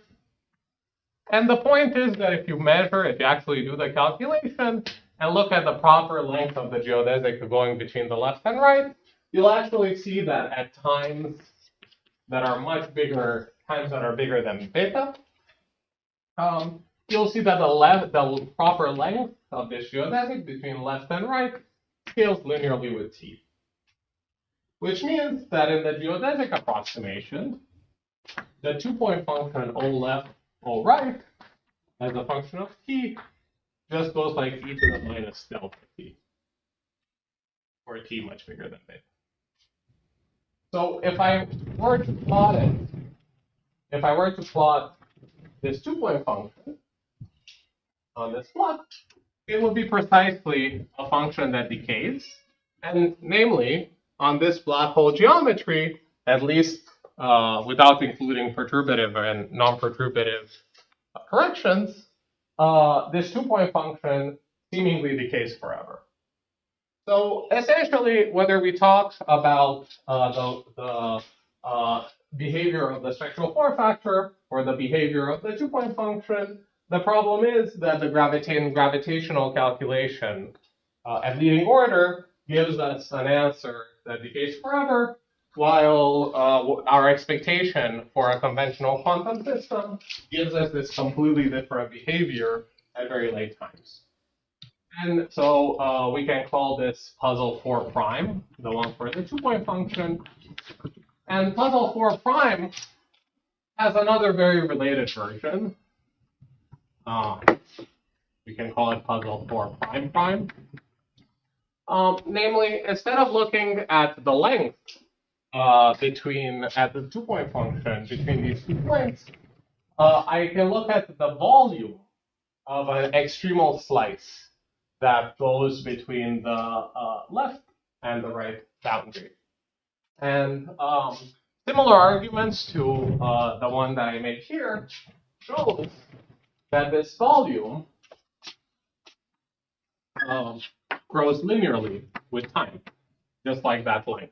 In fact, if I talk about a two-sided black hole that's near extremal, it's kind of clear that the volume grows linearly with time. The geodesic length grows linearly with time because the volume will just be dominated by the area close to the horizon, the left or right horizon of the black hole, and the radius of the sphere, the S2 sphere that exists at every point only varies very slowly.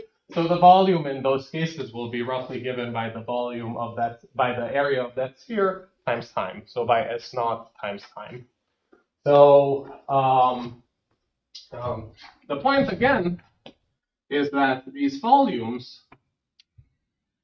grow linearly with time. And the issue is, at least when you consider the expansion around the leading saddle, and the issue is that no observable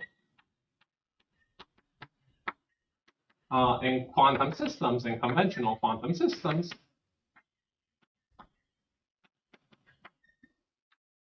should grow forever. That's because any quantum system has a recurrence time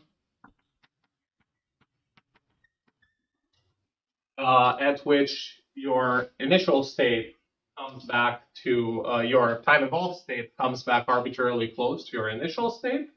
So expectation values measured in that state should be the same as expectation values measured in the initial state. So once again, the gravitational calculation is in tension with the expectation that we have from basic reasoning in quantum mechanics. So the question is, what type of corrections resolves all these three puzzles, puzzle 4, 4 prime, and 4 double prime? And as we shall see, and while for the previous three puzzles, perturbative corrections will be sufficient to resolve the previous three puzzles, perturbative corrections will not resolve either of these 4 prime or 4 double prime, but instead non-perturbative corrections might give us a way out to for gravity to be consistent with conventional quantum systems. Okay, I think that's it for today. Thanks a lot.